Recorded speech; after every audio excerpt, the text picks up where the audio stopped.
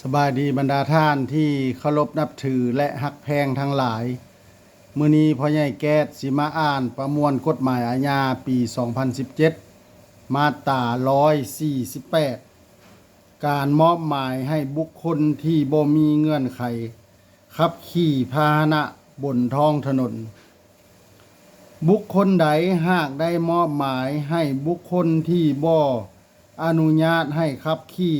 หรือบ่มีใบอนุญาตขับขี่หรือบ่มีเงื่อนไขครบถ้วนตามกฎหมาย เพื่อขับขี่พาหนะบนท้องถนน ซึ่งพาให้เกิดอุบัติเหตุเฮ็ดให้บุคคลอื่นได้รับบาดเจ็บ จะถูกปรับใหม่แต่3 ล้านกีบหา15 ล้านกีบ ในกรณีที่การกระทำผิดหากพาให้มีคนบาดเจ็บสาหัสเสียองค์หรือพิการจะถูกลงโทษตัดอิสรภาพแต่3 เดือนหา2 ปี และจะถูกปรับใหม่แต่5 ล้านกีบหา20 ล้านกีบ ในกรณีที่การกระทำผิดหากพาให้มีคนเสียชีวิต